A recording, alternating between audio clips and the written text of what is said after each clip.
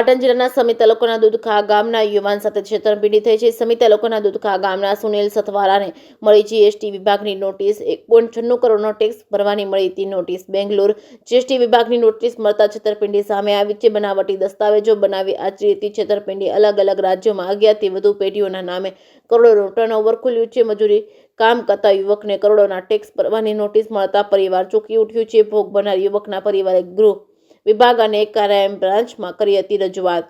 જેકેએસ news Gujarati સાથે મનુ ઠક્કર, રાધનપુર। મારું નામ સતુરા શંકુમાર બચુભાઈ છે। તાલુકો સમી છે, ગામ મારું દૂધખા છે।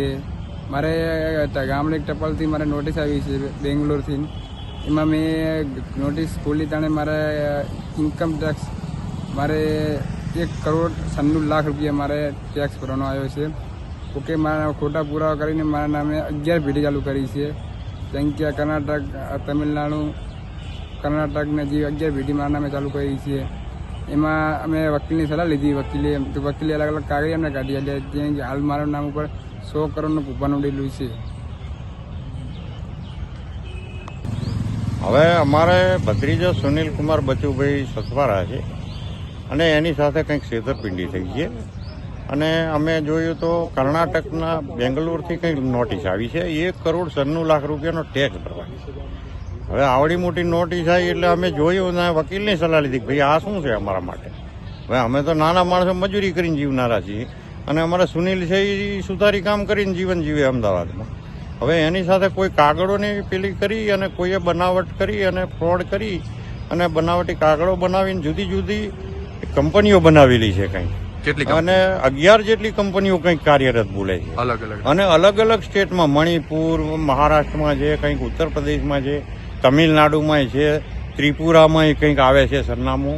એટલે આવી બધી જુદી જુદી 11 કંપનીઓના કંઈક લેખ આવે છે, ઉલ્લેખ આવે છે અને કંઈક 100 કરોડ જેવું ટર્નઓવર હોય એવું વકીલના કહેવા મુજબ અમને જાણવા મળ્યું। એટલે આટલું બધું તો અમે તો હવે મજૂરિયા માણસો હવે આવું કંઈ અને અંગ્રેજીમાં નોટિસ એટલે અમે બહુ સમજી પણ ના શકીએ। એટલે અમે તરત જ વકીલનો સંપર્ક કર્યો અને વકીલે તરત કીધું કે ભાઈ તમે ગૃહ વિભાગમાં જાણ કરો જલ્દી। અને આ બધું પછી અમે ગૃહ વિભાગ ગુજરાત સરકારને જાણ કરી અમારા અને સારી રીતે અમને સાંભળ્યા અને કીધું કે આનો ખુલાસો થઈ જશે અને આનું જે તે કંઈ હશે એ પકડાઈ જશે। અને પછી ત્યાંથી સાયબર ક્રાઇમમાં ગયા તો ક્રાઇમમાં મેડમે અમને બહુ સાંભળે, અમારી અરજી પણ લીધી અને યોગ્ય પગલાં ઘટતા કરી આપશે। પણ જોકે આવું અમારી સાથે કંઈક અમારા સુનિલ સાથે કંઈક ફ્રોડ થયું છે અને એના બનાવટી કાગળોથી કંઈક દસ્તાવેજી પુરાવા બનાવટી કરી અને કોઈને કોઈ રીતે આ લોકોએ આવું મોટું કૌભાંડ આચરેલું છે અને 100 કરોડ ઉપરનું કંઈક ટર્નઓવર થતું હોય એવું લાગે છે। આવું જાણવામાં અમને આવ્યું એટલે અમે તરત જ કાયદાકીય રીતે જાણ કરી દીધી અને અમે તો ગામડાના માણસો, ગરીબ માણસો, હવે અમે મજૂરી કરીને જીવીએ ને આવું તો કાંઈ અમારા અને બીજા કોઈના જોડે આવું થાય કે અમારા જોડે આવું થયું બીજા કોઈના જોડે થાય તો એ મુસીબત થઈ જાય એમ દરેક માટે।